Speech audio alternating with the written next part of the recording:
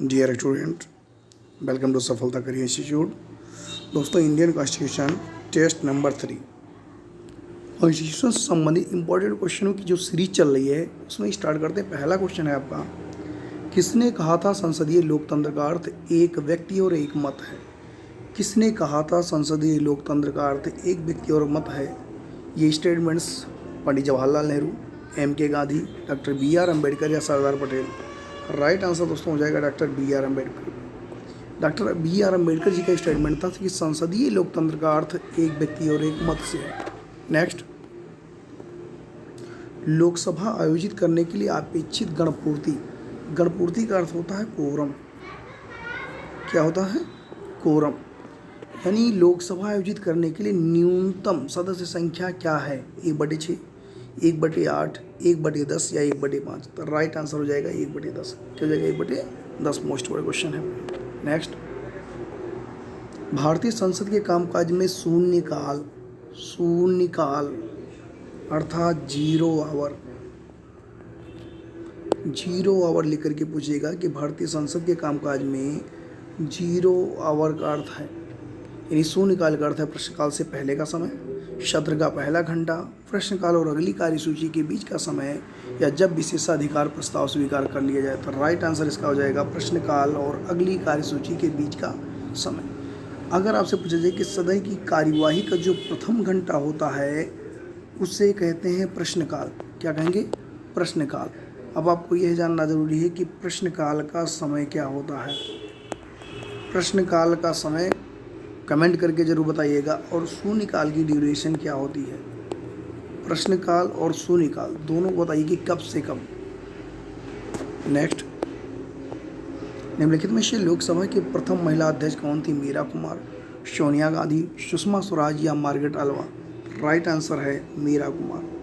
लोकसभा की प्रथम महिला अध्यक्ष मीरा कुमार। नेक्स्ट, भारत में लोकसभा के लिए अधिकतम सीटें निर्धारित 542, 552, 560 या 550? राइट आंसर हो जाएगा आपका 552। अधिकतम सीटें जो है 552। तोड़ते हैं इसको, 552, 530 प्लस 20 और प्लस 2। अब आपको ये जानना है कि 530, 20 जो है केंद्र शासित से अर्थात दिल्ली और पांडुचेरी से, और 2 जो आपके हैं एंग्लो इंडियन। ये आगे एंग्लो इंडियन अर्थात आंग्ल भारतीय। Total 530 plus 20 plus 2, total value कितनी हुई? 552। उत्तर प्रदेश में लोकसभा सीटें कितनी है? कमेंट करके जरूर बताइएगा आप लोग। नेक्स्ट, राज्यसभा का सभापति कौन होता है? स्पीकर, भारत के उपराष्ट्रपति, भारत के प्रधानमंत्री, इनमें से कोई नहीं। राज्यसभा का सभापति दोस्तों राइट आंसर है भारत के वाइस प्रेसिडेंट। राज्यसभा का जो पदेन सभापति होगा वो होगा कौन? Vice president. वर्तमान में वाइस प्रेसिडेंट कौन है? कमेंट करके जरूर आप लोग बताइएगा। नेक्स्ट, संसद के किसी सदन के 2 सत्रों के बीच अंतराल किस समय से अधिक नहीं होना चाहिए? 3 महीने से, 6 महीने से, 9 महीने या 12 महीने? राइट आंसर हो जाएगा 6 माह। संसद के किसी सदन की कार्यवाही 6 माह, कितना ड्यूरेशन होना चाहिए? 6 माह।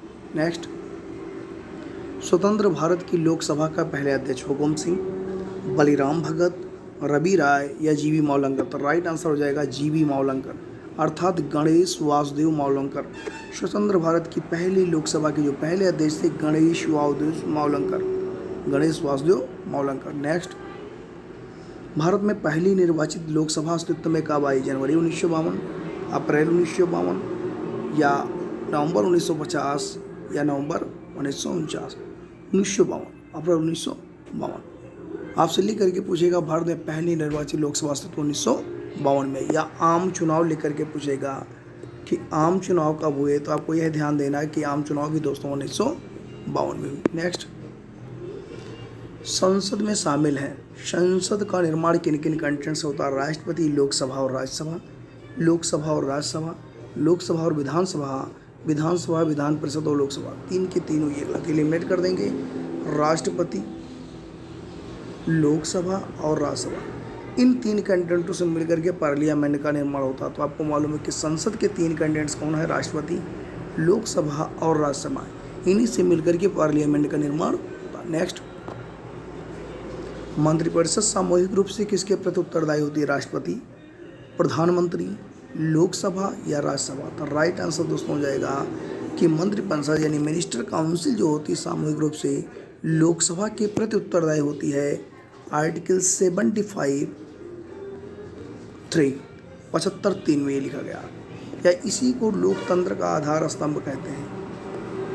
लोकतंत्र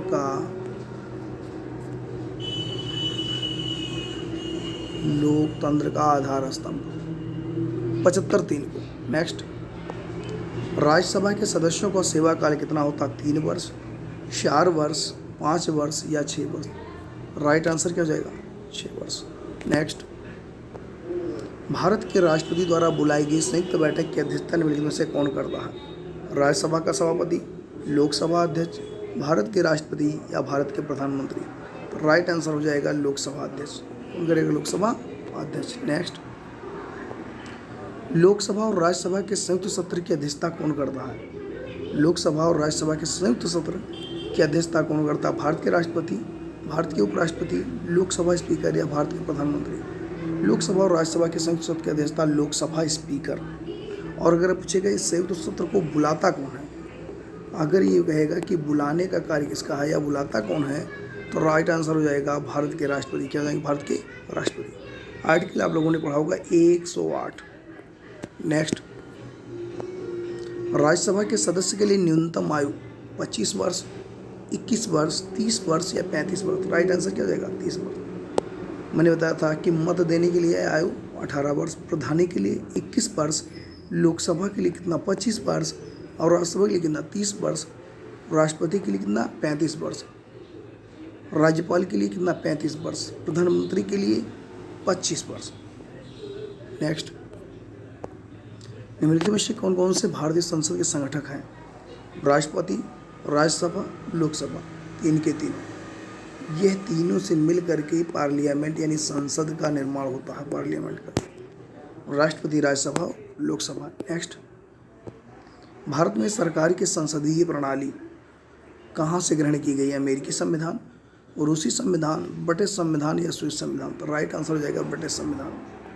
पिछली बार PCS 2018 में सेम क्वेश्चन ये आया था कि संसदीय प्रणाली कहाँ की देन है? ब्रिटेन की। या संसदात्मक व्यवस्था कहाँ से ली गई? संसदात्मक, ब्रिटेन से।